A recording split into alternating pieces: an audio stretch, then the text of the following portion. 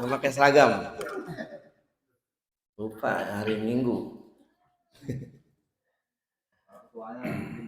Assalamualaikum warahmatullahi wabarakatuh. Alhamdulillah, salatu wassalamu ala rasulillah Sayyidina Muhammad ibn Abdullah wa ala alihi wa sahbihi wa man wala wa la hawla wa la quwwata illa billah. Amma ba'du, qala subhanaka la ilma lana illa ma 'allamtana innaka antal alimul hakim. Rabbi shrah li sadri wa yassir li amri wahlul 'uqdatam min lisani yafqahu qawli wahdi qalbi wa saddid lisani bihaqqi sayyidina Muhammadin sallallahu alaihi wasallam. Allahumma inna nas'aluka al-futuh wal munuh wal rusukh taubatan nasuh salahal jasadi wal ruh.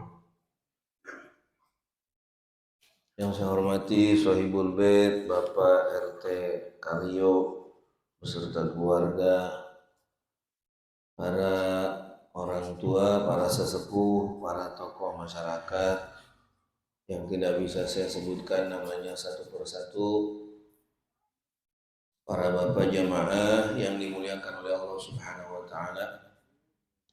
Alhamdulillah, kita panjatkan puji syukur kehadirat Allah Subhanahu wa taala pada kesempatan malam hari ini bersama-sama kembali kita berkumpul dalam melaksanakan kewajiban thalabul ilmi. Mudah-mudahan ilmu yang kita tuntut menjadi ilmu yang bermanfaat. Langkah kaki kita mudah-mudahan jadi wasilah diampuni dosa-dosa kita, sehat badan, panjang umur dalam taat ibadah kepada Allah Subhanahu wa taala. Orang tua, guru-guru muslimin muslimat yang telah pulang ke rahmatullah, wabil khusus almarhum almarhumah keluarga Bapak Karyo yang tadi telah kita bacakan bacaan zikrullah, bacaan Al-Quran dan bacaan-bacaan yang lain. Mudah-mudahan pahalanya dikhususkan untuk almarhum almarhumah mendapatkan ampunan Allah Subhanahu wa taala. Allah lapangkan kuburnya, Allah jadikan kuburnya raudhah min riyadil jannah. Ala hadhihi niyyah al-Fatihah. A'udzu billahi minasyaitonir rajim. Bismillahirrahmanirrahim. Alhamdulillahi rabbil alamin arrahmanir rahim maliki yaumiddin. Iyyaka na'budu wa iyyaka nasta'in. Ihdinas siratal mustaqim. Shiratal ladzina an'amta 'alaihim ghairil maghdubi 'alaihim waladdallin.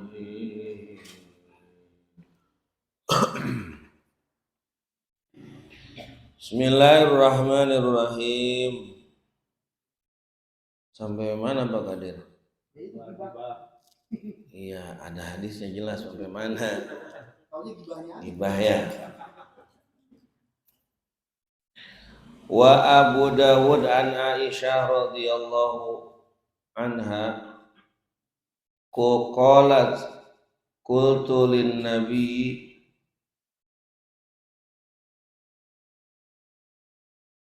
hasbuka min sofiyati kaza wa kaza ta'ni qasruha. Qala laqad qulti kalimatan law mazazta bima'il bahr lamazajathu ay lantanathu wa ghayyarat rihu. Para bapak jamaah, mari kita lanjutkan masih berkenaan dalam bab ghibah. Dari Abu Dawud dari Sayyidah Aisyah radhiyallahu taala anha, qalat berkata Sayyidah Aisyah, qultu lin nabi, aku berkata kepada Nabi. Kata Sayyidah Aisyah kepada Nabi, hasbuka min sofiyati kaza wa kaza, Jadi Sayyidah Aisyah lagi nyeritain kekurangan dari Sayyidah Sofiyah. Sayyidah Sofiyah ini istri Rasulullah, ya, dari kalangan dari kulit hitam. Jadi ada Pak, istri Rasulullah dari bangsa kulit hitam, Sayyidah Sofiyah. Jadi jangan Nabi bininya banyak ya, Nabi istrinya banyak, jangan lihat itunya. Di kitab Syekh Ali As-Sabuni dalam kitab Tafsir Ayatul Ahkam, di situ ada hikmatut tasyri', hikmah secara hukum syariat kenapa Nabi menikahi istri-istrinya yang 9. Jadi masing-masing ada tujuannya. Ya. Satu, Nabi kenapa menikahi Sayyidah Khadijah, istri pertamanya Rasulullah. Padahal Sayyidah Khadijah umurnya 40 tahun, Nabi umur 25 tahun. Ada apa dengan Sayyidah Khadijah?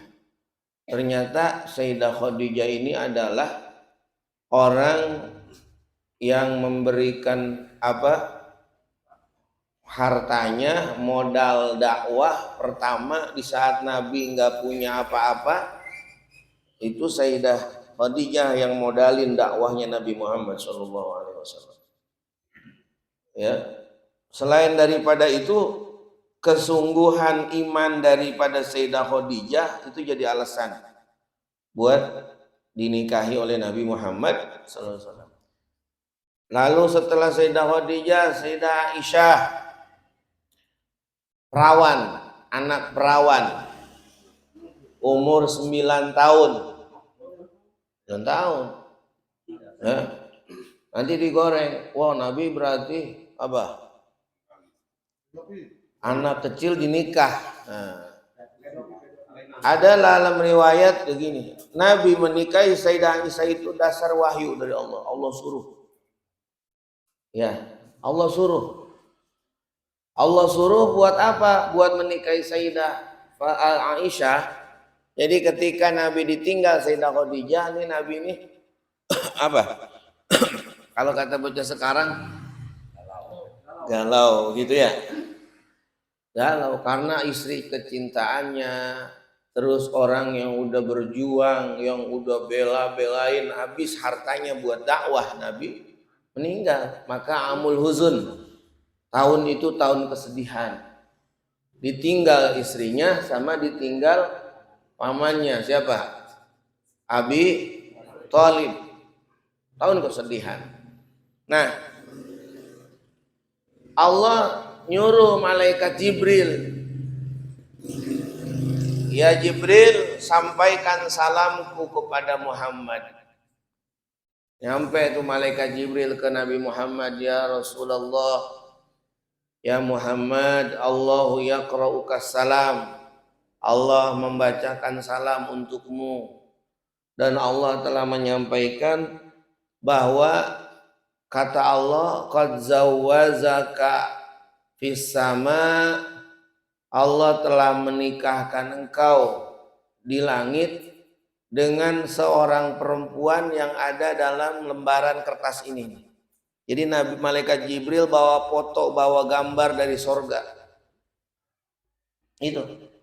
Ini bukan cerita Israiliyat, bukan cerita ngarang. Ini begitu riwayatnya. Nabi di saat Nabi lagi ditinggal istri, sedih, datang malaikat Jibril. Engkau disuruh nikah dengan ini perempuan. Nabi bingung, ini siapa? Akhirnya manggil khitobah. Khitobah itu orang perempuan tukang ngelamar. Jadi zaman dulu tuh macomblang. Ya ada zaman bapak-bapak. Macomblang itu jadi nyuruh orang tua, khusus dia tugasnya buat ngelamarin. Ada nggak di sini di sono di kampung? Di sini ada di Rawakalong. Namanya apa? Macomblang itu. Masa? Iya, jadi nih datang nih Pak Teddy, misalnya ini Pak Teddy. Mbak, ini mama dah, bukan ini, bukan orang laki. Mama, Pak, Ma, ini saya punya apa? Punya lihatan nih tuh anak si fulan. Ya, tolong datengin. Itu khitobah namanya. Dari zaman Nabi itu udah ada. Ini Nabi manggil khitobah. Ya, khitobah, kamu kenal nggak nih orang yang ada di gambar ini? Oh, binti Abi Bakar, ini putrinya Abu Bakar. Ya, ya, putrinya siapa? Abu Bakar. Dipanggil Sayyidina Abu Bakar sama Rasulullah. Ya Abu Bakar, dipanggil Sayyidina Abu Bakar ke rumah Nabi.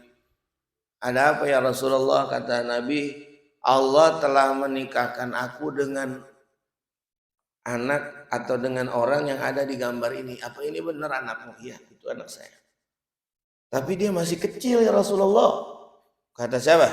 Kata Sayyidina Abu Bakar, dia masih kecil dan gak pantas buat engkau. Engkau kan utusan Allah.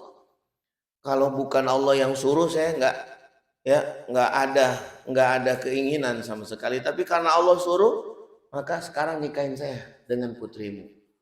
Tuh, jadi boleh Pak, anak perawan dinikahin atau dinikahkan sama orang tuanya, sama walinya, kepada orang pilihan dari walinya. Boleh. Jadi nggak persetujuan dulu. Kalau sekarang kan ribet. Mau kawin itu minta dulu. Wah udah tuh udah ribet dah. Apa tuh? Ya.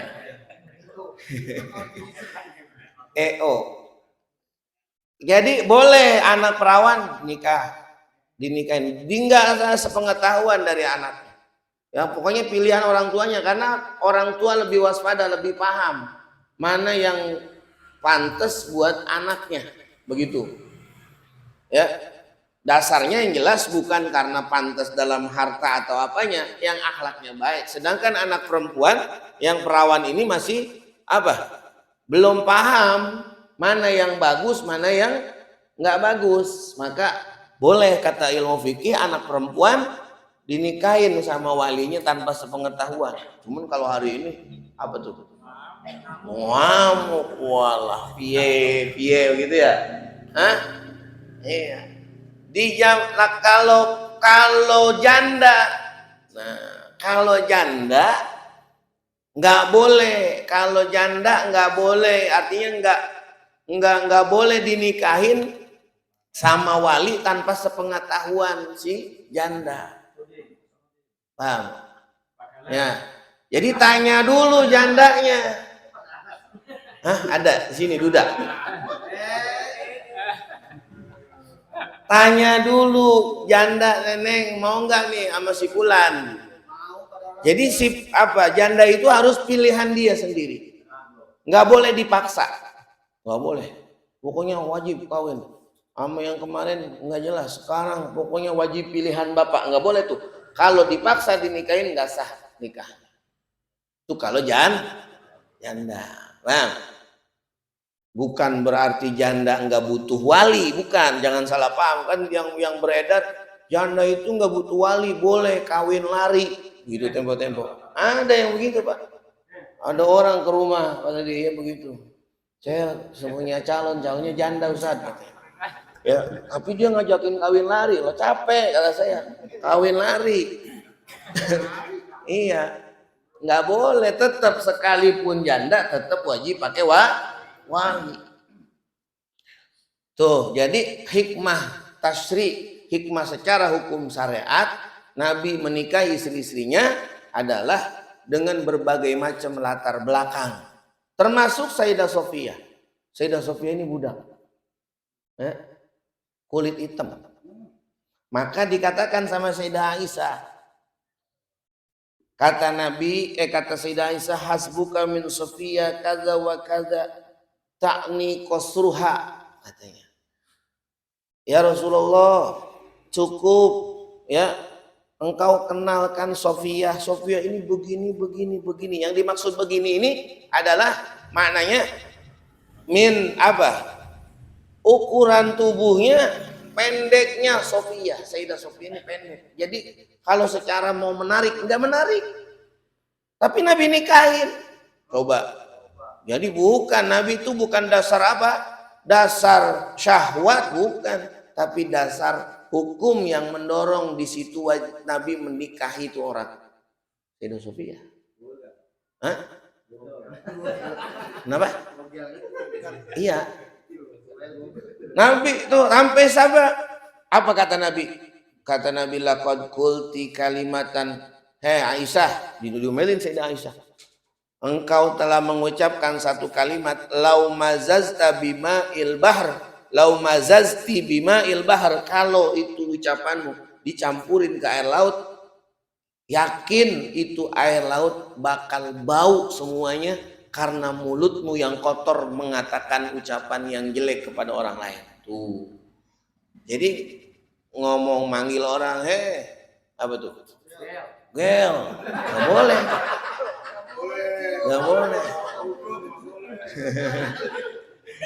Hah? Ada emang?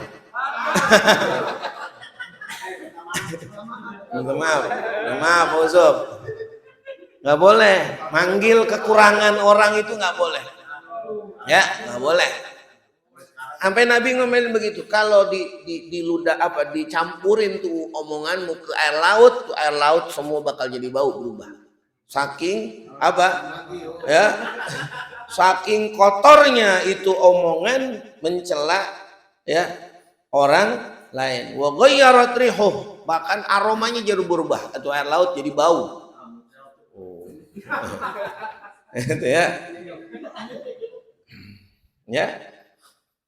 Ada lagi wa Ibnu Abid Dunya an Sumayyah qalat, berkata Sumayyah, qultu li imra'atin marratan, kata Sumayyah, aku pernah mengucapkan kepada teman perempuanku, wa ana inda Rasulillah, dan aku ada di samping Rasul. Ini Sumayyah pernah ngomong begini, inna hadhihi la tawilatud dal. Sumayyah lagi ngomong begini, inna hadhihi la tawilatud dal. Ini orang udahan tinggi kurus. Tuh. Dikata begitu. Pak RT, maaf Pak RT. Waduh, saya nggak bisa pulang nih. Ada orang ngomong begitu nih Sumayyah. Ya, ke temennya. Ya, ngomong ke temennya, tapi di samping Nabi. Apa jawab Nabi? Nabi berkata, ilfidhi irmi ma fi fik.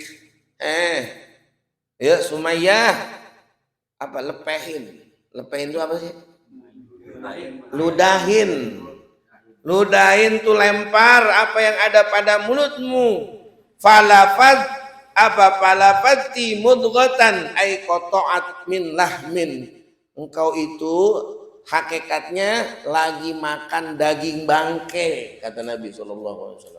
Jadi Nabi mah langsung Pak ditegur. Maka kita juga punya kewajiban. Kalau ada orang kira-kira nih kalimatnya menggibah orang, lagi ngomongin orang, kejelekan orang, kita wajib tegur sama seperti Nabi negor langsung.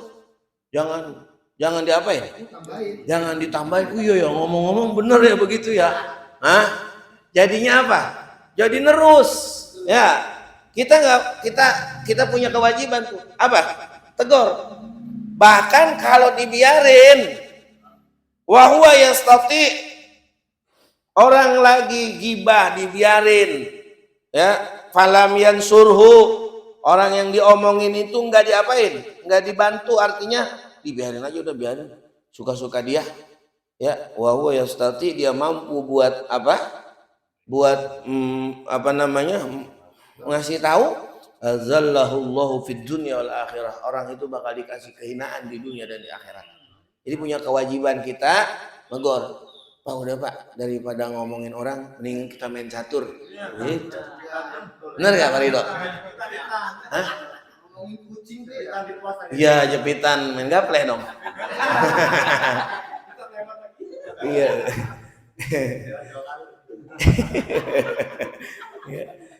Ya, daripada ngomongin orang mending asal kalau azan udah break. Azan break ya. Sebelum azan break. Masya Allah emang.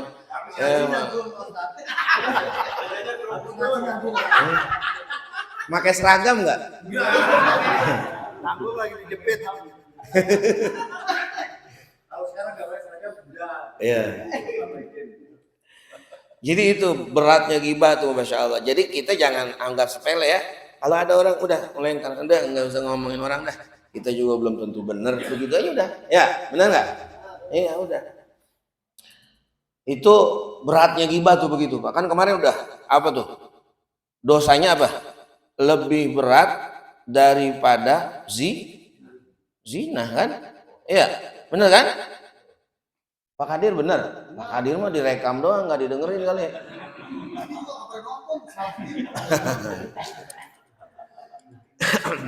Ya, lebih berat daripada zina dosanya. Alhamdulillah. Wa an ibni Abbas, dari Ibnu Abbas qala lailata usriya bi nabiillah sallallahu alaihi wasallam nadhara finnar faidan qaumun yaquluna jib.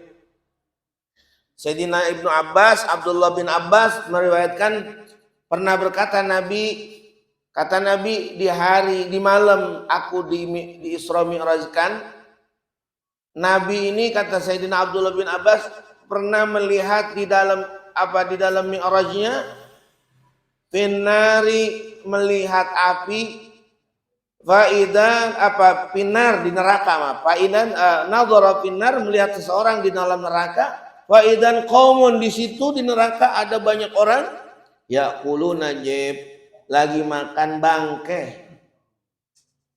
Di nerakanya makanannya apa, Bang? Bangke. Qala man haula ya Jibril, kata Nabi, siapa itu orang yang lagi makan bangke ya Jibril? Qala haula'il ladzina ya'kuluna luhuman nas. Ya, orang-orang itu ya Muhammad, kata malaikat Jibril, adalah orang-orang yang makanin daging manusia. Siapa? Orang-orang yang ghibah. Begitu. Ya, jangan ya. Jadi naudzubillah, kita mulai perbaiki ya. Kalau jadi biar kompak nih, Kalau ada yang ngomongin, kalau lagi ngumpul ada yang ngomongin orang, stop. Siap nggak ya? Kompak nggak? Udah, yang ditegur jangan sakit hati, berarti kita diingetin, lagi ditolong sama teman kita, jangan sampai kita terjerumus dalam dosa ghibah. Ya, yang negor harus yang tuaan ini kira-kira. Ade, berani Pak De? Satgas ghibah gitu. Itu. Oh, Pak Husni ada yang tua ya? Lebih tua Pak Husni.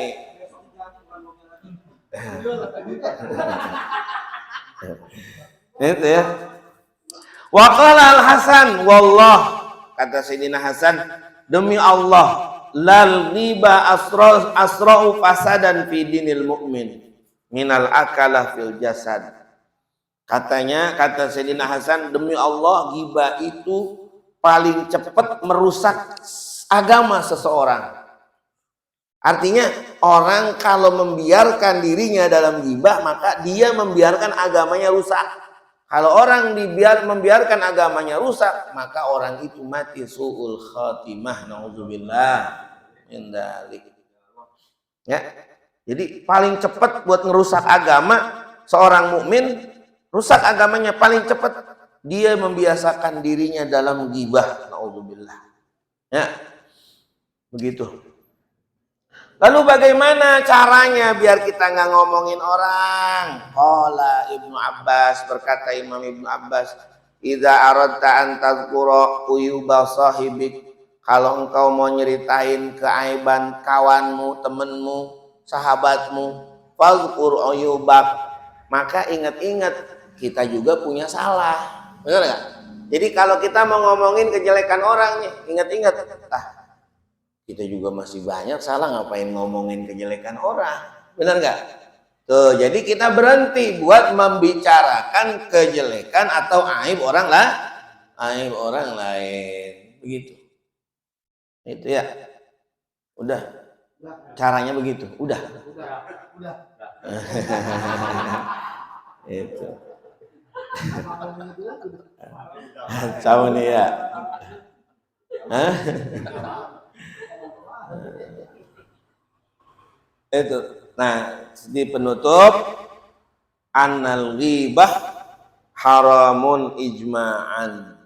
Ghibah ini hukumnya haram secara sepakat ijma' para ulama, sepakat para ulama haram hukum ghibah itu.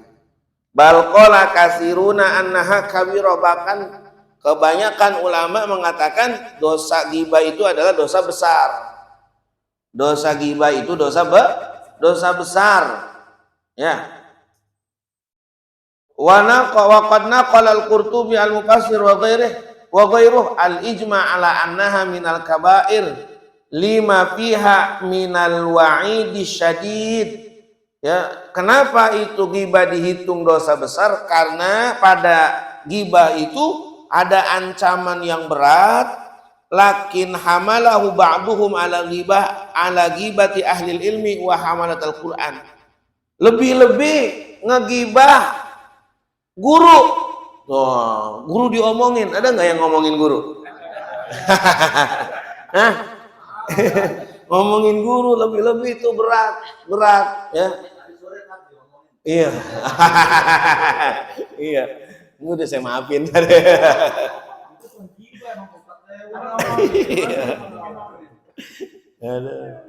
Jadi lebih berat lagi ngomongin hamalat Al-Quran, orang yang ngajarin Quran, orang yang ahli ilmu. Enggak. Wa kadza istima' wa sukut 'alaiha ma'al qudrah 'ala dafiha. Begitu juga kebawa dosa orang yang diem dengerin ketika menggibah orang yang hamalah Al-Quran, yang mengajarkan Al-Quran, dan orang yang ahli di dalam ilmu, diem aja. Nah, itu dapat tuh pahala beratnya sama kayak orang yang lagi gibah. Makanya jangan diem aja deh, udah berantas ya. Kenapa? Kan kudu kompak ya, jangan ditegur, jangan marah ya, begitu ya, itu ya. Jadi udah sepakat ulama tuh hukumnya ghibah ini adalah haram, dosanya termasuk dosa besar, begitu ya. Babun namimah ya, bab namimah. Oh, ini ada dikit lagi nih, nggak kebaca. Lalu bagaimana caranya supaya kita bisa diampunin dari dosa ghibah? Anna hadal ghibah al-muharrama an tadhkura walau binahwi isyarah. Ghibah yang haram ini adalah menceritakan seseorang walaupun hanya sekedar isyarah. Jadi ada orang lewat nih, kita isyarahin, kita kodein ya. Padahal tuh kode udah ditahu nih, udah dipaham sama siapa? Sama satu orang. Oh, berarti ini orang lagi apa? Lagi gibahin si fulan. Tuh walau bil isyarah, sekalipun pakai isyarah dosa, termasuk gibah. Ya. Wa kitabah, tulisan termasuk. Status. Wah. SP ya, status nih. Ini apa? Gibahin orang. Nah, boleh. Ya, berarti ini ulama udah apa, masya Allah ya, apa kedepannya udah kebayang orang bakal nulis hatta bil qalam, sampai ada orang lewat hati kita ngomong jelekin orang, itu termasuk ghibah. Berat nggak? Nah, angel. Berat. Jadi ada orang lewat kita, wah jelek amat sih, dalam hati ngomong, itu termasuk ghibah. Ya Allah ya. Begitu ya. Wal hatta bil qalbi ghairu kal ghaib al mahsur al mu'in lisami hayyan kana au mayitan. Mau menggibah yang masih hidup ataupun orang yang udah mati. Kalau yang udah mati yang repot, minta maafnya ke siapa? Nah, ayo. Minta maaf ke kuburan. ya, kayak iblis pernah, ya, iblis, kamu ada rencana mau tobat nggak? Minta maaf nggak sama Nabi Adam? Ya, kata iblis, ya jangankan Adam, saya mau minta maaf sama Adam masih hidup aja saya males, sekarang lagi lebih-lebih udah mati gitu, ya nggak mau saya mau minta maaf sama Adam. Jadi jadi iblis mah tetap aja udah begitu, ya jangankan Nabi Adam masih hidup udah mati, ya jangan ya masih hidup aja saya malas, apalagi sekarang udah mati. Ya udah enggak, saya enggak minta maaf sama siapa, sama Nabi Adam, ya komitmen tuh kalau iblis. Mau begitu tanggung biar enggak tanggung nyeksanya, begitu. Jadi mau yang mati ataupun yang hidup, bima yukrah. Lebih-lebih yang mati jangan, ya jangan diceritain penjelekannya, ya uzkuru mahasina mautakum. Kalau mau yang mati ceritain kebaikannya aja sekalipun dia punya kejelekan, ya jangan diceritain kejelekannya, yang diceritain kebaikan aja, ya seburuk-buruknya orang pasti ada kebaikannya, walaupun kecil ceritain kebaikannya, yang jelek jangan, walaupun lebih banyak kejelekannya, ya begitu jangan, ya begitu. Wa yajibu ala man ittaba yubadiru ila taubah, wajib orang yang yang ghibah itu wajib segera bertaubat.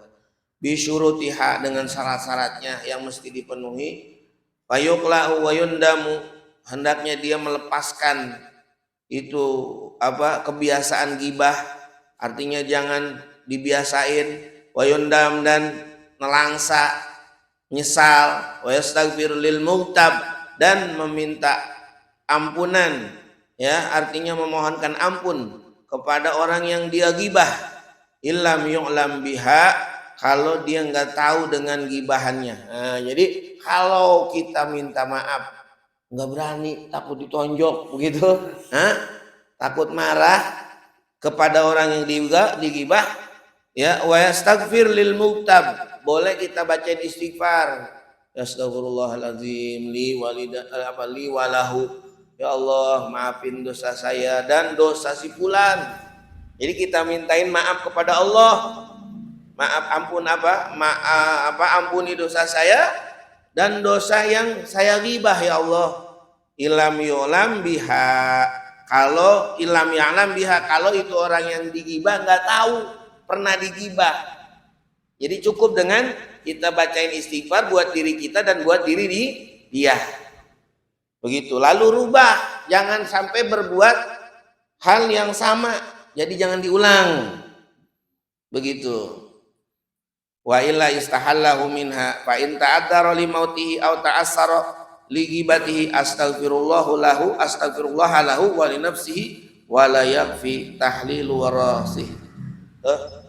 Kalau ta'adzur artinya orangnya udah mati yang digibah, ya belum sempat minta maaf kita, au ta'assara, atau sulit buat ketemunya tuh orang gibah udah nggak ada lagi di sini yang digibahnya, istaghfirillah lahu, tadi mintain ampun buat orang itu, wali nafsihi, dan buat buat dirinya dia yang punya dosa gibah.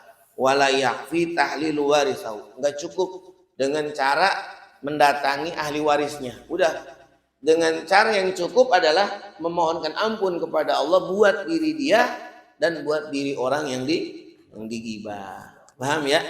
Itu mudah-mudahan banyak manfaatnya. Mudah-mudahan kita dijauhin dari dosa ghibah. Ya, Al-Fatihah.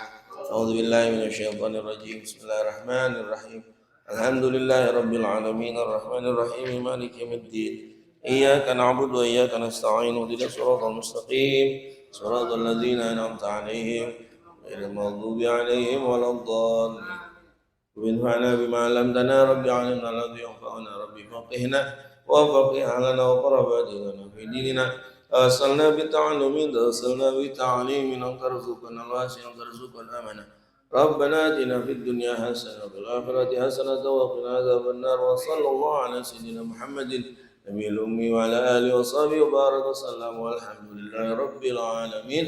السلام عليكم ورحمة الله وبركاته.